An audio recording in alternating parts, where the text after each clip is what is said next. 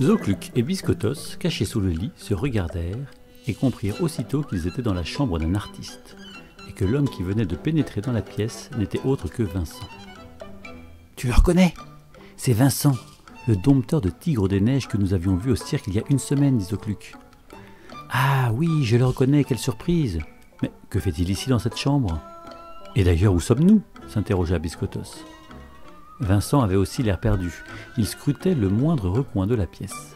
Il semblait chercher quelque chose car il retournait tout, livres, trousses, tableaux, pinceaux.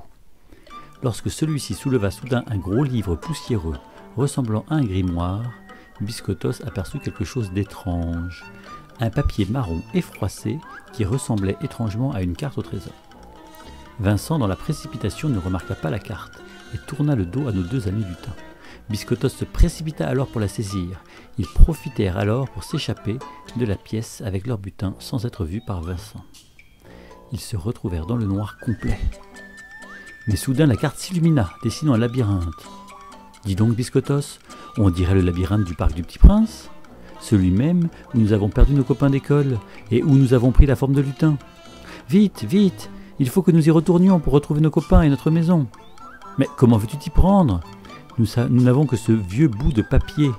Nous ne rentrerons plus jamais chez nous, dit Biscotos avec une voix inquiète. » Ils regardèrent autour d'eux pour essayer de savoir où ils se trouvaient. Ils sentirent du sable fin entre leurs gros orteils de lutin. « Nous sommes à la plage ? Mais non, nous n'entendons pas la mer. Bah, pouf ! D'ailleurs, ça ne sent pas bon du tout ici. Oui, tu as raison, ça sent l'éléphant et le chien mouillé. » C'est alors qu'ils entendirent des pas. « Mais où ai-je encore rangé cette maudite baguette magique? Le spectacle va bientôt commencer, il faut que je la retrouve au plus vite. » Flash ! Soudain, une lumière violente éblouit les yeux des lutins. C'est ainsi qu'ils découvrirent qu'ils étaient en fait sur la piste d'un grand cirque. Au-dessus d'eux, un toit rouge et blanc, faisant au moins 2 fois la taille de la maison de Zocluc. D'abord surpris, ils ne bougèrent plus, de peur d'être vus. Quand soudain Biscotos aperçut un bâton noir et blanc juste à côté d'eux. Serait-ce la baguette que le magicien recherchait? Pensèrent-ils tous les deux. Biscotos saisit la baguette. C'est alors qu'un événement étrange se produisit. La carte qu'il tenait dans l'autre main se mit à trembler.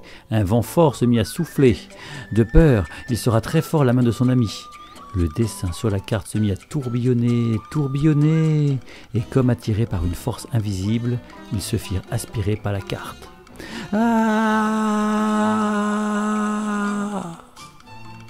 Zocluc ouvrit un œil. Il avait mal partout, mais il reposait sur une herbe toute fraîche et moelleuse. Il entendit des cris et des voix qui lui étaient familiers. C'étaient les voix de Louise et Tom. C'est alors qu'il comprit qu'ils étaient revenus dans le labyrinthe de maïs où ils étaient perdus. « Ah bah vous êtes là!